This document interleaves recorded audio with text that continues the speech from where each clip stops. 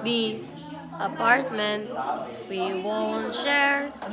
I wonder what sad wife lives there. Magdi-defense ka lang, nagdating ka na. Hindi nga, legit nga.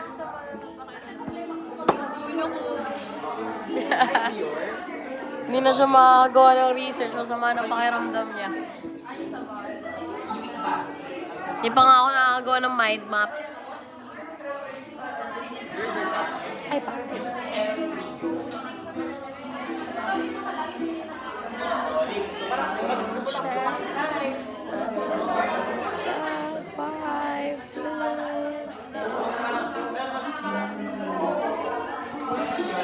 Ito yung ito yung research cups, di ba?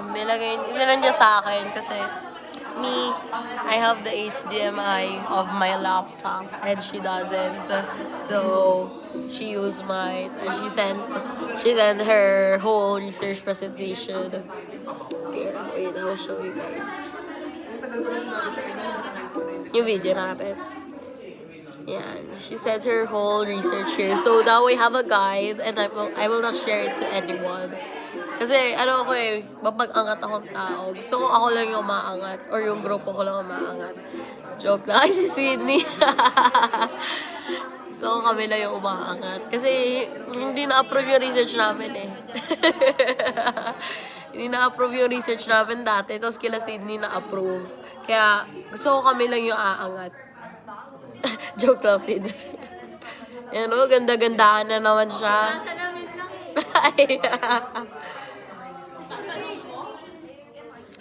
Very minimalist but very colorful din ng research presentation ni ma'am. Very pink, very white. Very malinis siyang tignan. Hindi siya gaya nung Canva namin nung nakaraan. Yung ni ma'am, yung presentation niya look is very minimalist. Only the pink colors. Ay, gusto ko rin color. yun? Yeah, this is her research presentation. Oh nga. Your voice, hindi pa rin siya bumabalik. Yeah, look, it's very, very organized, very graphic. Graphic. Very visual. Yeah, there is visualization here. Oh, what's this? Yeah. It's not part of the research. Kanina, when mom told us profile of the respondents, akala ko magbibigay siya ng mga bilog-bilog, tapos may mga mukha ng respondents niya. Hindi pala. Ito pala yun. Ito methodology niya, guys.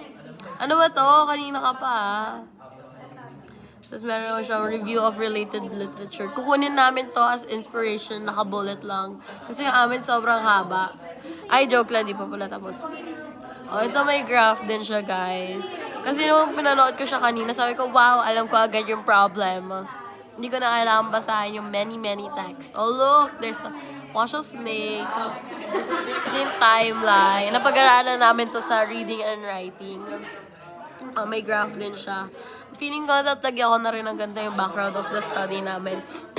Pero kasi, anong graph gagamitin ko? Sige nga, sabihin niya sa akin. Wala naman kami nakitang graph. Ayun guys, thank you for listening to my vlog.